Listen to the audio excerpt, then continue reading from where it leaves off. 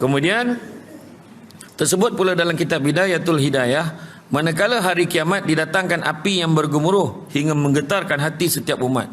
Ketika mereka mendekatinya, gemuruh semakin keras hingga terdengar dari jarak perjalanan 500 tahun. 500 tahun perjalanan dah dengar bunyi ngauman api neraka. Setiap orang hingga para nabi berkata nafsi nafsi. Semua orang cakap nafsi nafsi, sendiri-sendiri kecuali Nabi Muhammad sallallahu alaihi wasallam.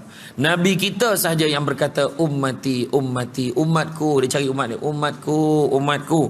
Kemudian keluarlah api bagaikan gunung. Umat Muhammad berusaha untuk menolaknya sambil berkata, demi orang-orang yang khusyuk dan demi orang-orang yang berpuasa, kembalilah engkau wahai api neraka. Demi umatku yang baru salat beribadah pada Allah, pergilah kau wahai api neraka. Nabi halau. Tapi api itu tak peduli dah. Makin okey, makin okey, makin dia datang. Makin Nabi halau, makin dia datang. Kan? Kembalilah kau wahai api neraka. Tapi api itu tidak juga kembali. Jibril alaihissalam berkata, sesungguhnya api hendak membakar umat Muhammad. Lalu ia datang kepada Nabi Muhammad SAW dengan membawa segelas air sambil berkata, ambillah air ini, percikkan ia kepada api itu. Ambil air ini, kau percikkan ke api itu.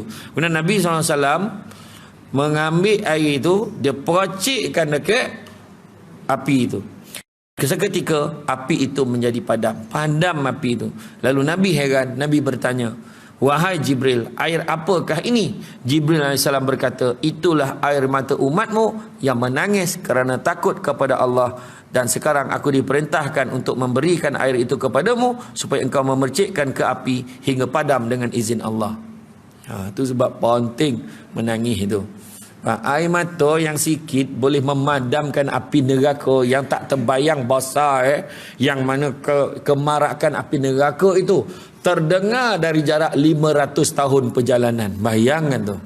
Kita dah nampak ni, besar ni. Rupanya 500 tahun perjalanan lagi baru sampai. Tapi bayangkan, boleh diselesaikan dengan segelas air mata umat Nabi Muhammad sallallahu alaihi wasallam.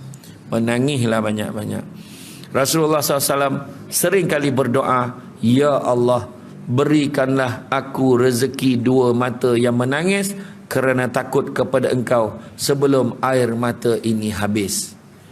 Maknanya selagi kita boleh menangis, menangislah. Kan, selagi hidup ni menangis. Kadang kita senang benar menangis ke benda-benda lain. Menangis orang sakit, menangis tengok suami, menangis anak berjaya, menangis ya. Kan, dapat baby, dapat cucu, nangis, halah cucu den. Kan, nangis sampai lupa ke suami. Dapat cucu, lupa ke suami. Mana wajib, suami ke cucu? Suami, tahu tak apa. Kadang-kadang suami dah tengah malam ni masih lagi dia, alah cucu nenek, alah cucu nenek. Alah cucu nenek. Yang atuk dah macam mana cakap khabar dah, aku 10 dah ni, cucu gitu. Kan kesian atuk Sudah ya atuk hampir sabar. Lah bangih lah atuk kau faham pula, tak faham gitu. Atuk dah masuk dalam bilik, dia cucu nenek. Alah cucu nenek. Atuk bagi signal pada dalam bilik.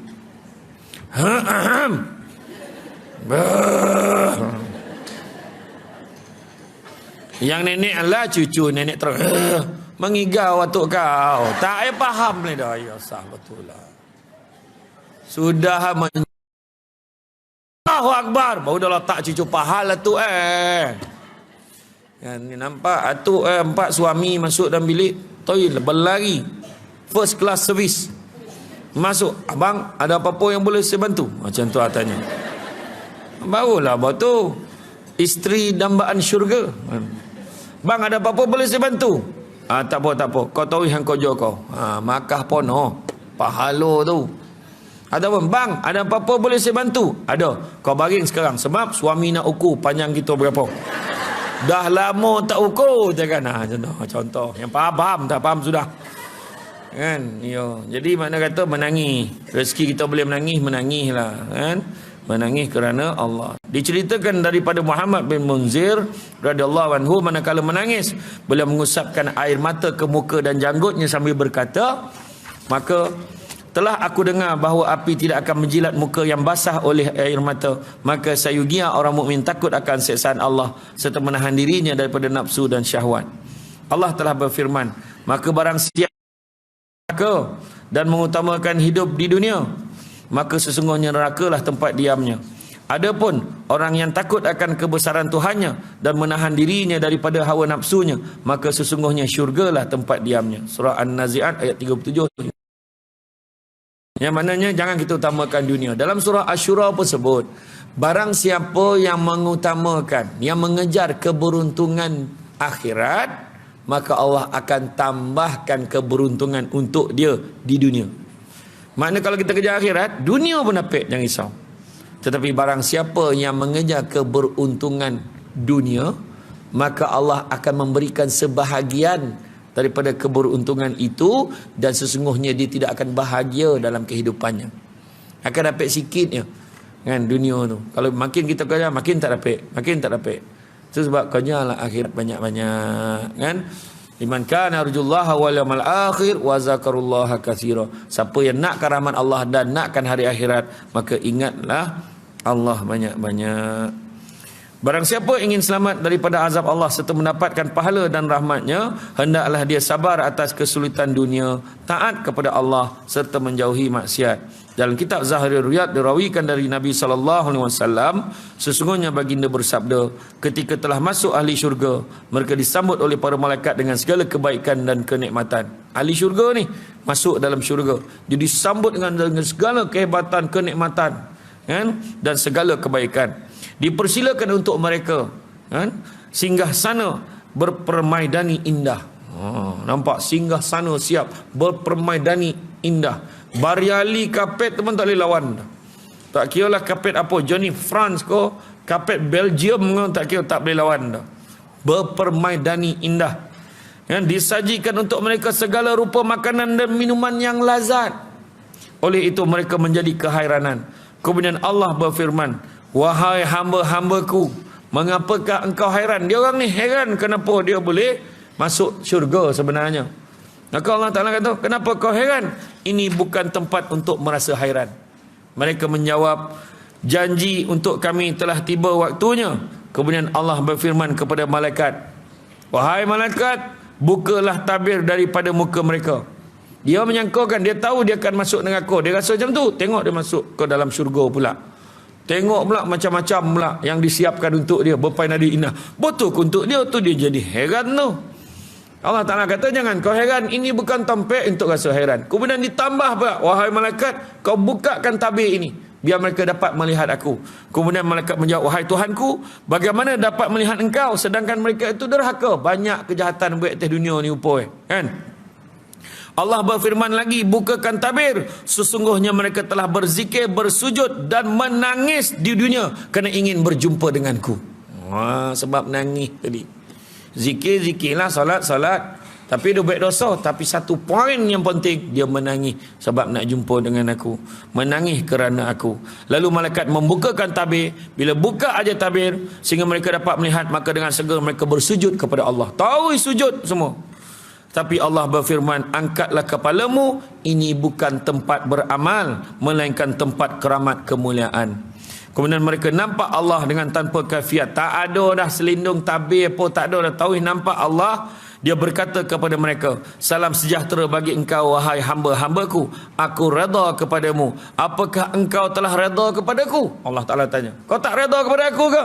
Maka jawab mereka dapat masuk syurga tadi. Mereka jawab, bagaimana kami tidak rela wahai Tuhan kami. Engkau telah memberi kami sesuatu yang belum pernah dilihat oleh mata, belum pernah terdengar oleh telinga, bahkan belum pernah terlintas di dalam hati manusia. Inilah yang dimaksudkan dalam firman Allah. Allah rela kepada mereka dan mereka pun rela kepadanya. Surah Al-Bayyinah ayat 8. Dan firman Allah berbunyi, dan ucapan selamat perkataan dari Tuhan yang Maha Pengasih. Salamun qaulam mir rabbir rahim kan. Dan surah Yasin ayat 58. Nak menunjukkan gambaran syurga, walau macam mana hebat pun orang buat filem drama nak tunjukkan syurga tu cantik, takkan dapat dia sebab tak pernah terlihat kat mata, tak pernah terdengar kat telinga, tak pernah terlintas di hati. Puncanya dapat masuk, dia heran. Dia kata Kan perintah untuk kami dah hampir tiba dah ni. Kami rasa ni neraka dah ni. Dia dapat rasa dah. Tengok daripada pembentangan tadi, pahala dengan dosa dia. Dosa dia borek neraka dah kita ni. Kali masuk syurga. Apa hal? Salah satu lagi keadaan yang orang heran adalah dia tak tengok dia banyak dosa tapi dia dapat masuk syurga. Dia pun heran. Rupa-rupa ramai orang yang bagi pahala kat dia. Orang kutuk-kutuk dia, orang macam-macam mengumpik pasal dia. Kan dia yang rasa dia masuk neraka tu dia dapat masuk syurga. Tu pun satu juga, satu lagi kategori. Tu tapi kita janganlah berharap ke situ. Mudah-mudahan ramai yang kutuk dan bukan macam tu. Kan? Tapi maknanya kita ni tetap kanlah ya jalan yang paling mudah soalan bocor, itulah dia. Soalan bocor dia adalah nangislah banyak-banyak atas dunia ni. Sebenarnya dengan menangis tu kita dapat melembutkan hati kita. Ingat Allah banyak-banyak.